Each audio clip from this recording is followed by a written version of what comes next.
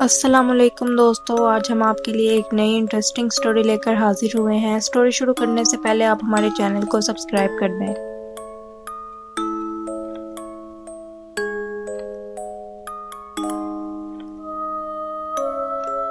میری خالہ اپنے میاں اور 2 بچوں کے ساتھ کراچی میں رہتی تھیں۔ ان کے میاں ایک ملٹی نیشنل فرم میں کام کرتے تھے، اس لیے وہ اکثر دوسرے ممالک میں جاتے رہتے تھے۔ چند سال پہلے میری خالہ کی ایک دوست تھی جو ان سے حسد کرتی تھی۔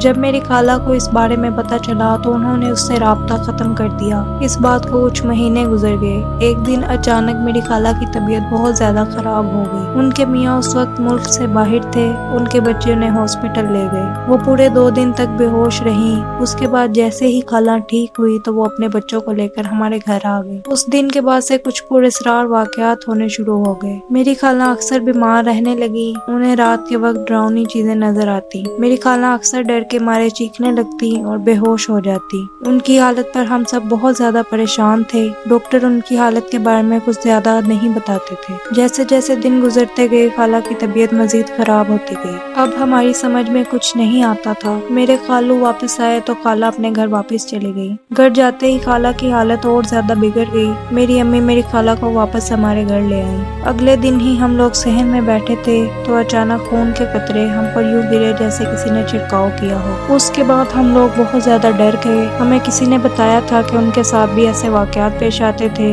تو انہوں نے ایک بابا جی سے دم کروایا تھا، جس کے بعد سب ٹھیک ہو گیا۔ میرے خالو اگلے دن ہی بابا جی کو گھر لے آئے۔ بابا جی نے گھر آتے ہی میری خالہ کو بتا دیا تھا کہ ان پر کسی نے جادو کیا ہے اور اس کا اثر بیماری کی صورت میں ان پر ظاہر ہوتا ہے۔ بابا جی نے میری خالہ کو ایک وظیفہ بتایا جو انہیں ہر روز رات کو پڑھنا تھا۔ میری خالہ نے بابا جی کو بتایا کہ وہ اپنے گھر جانے کے بعد مزید بیمار ہو گئی تھی۔ اگلے دن وہ بابا جی میری خالہ کے گھر بھی گئے۔ انہوں نے وہاں جا کر پڑھائی شروع کی۔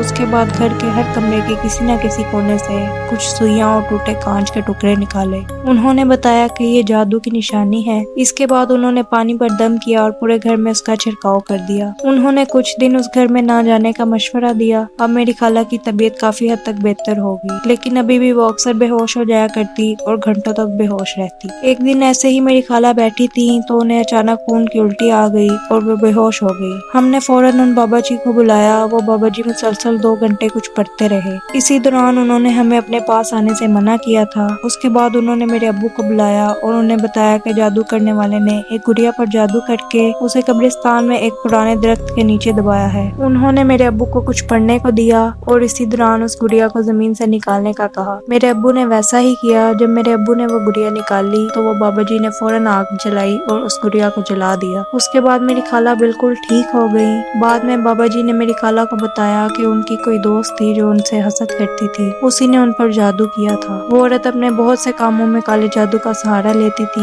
ایک مرتبہ ایسا ہوا کہ اس کے جادو کا الٹا اثر اس عورت پر ہو گیا اور وہ مر گئی۔ میری خالہ تو بالکل ٹھیک ہو گئی، لیکن وہ عورت اپنے انجام کو جا پہنچی۔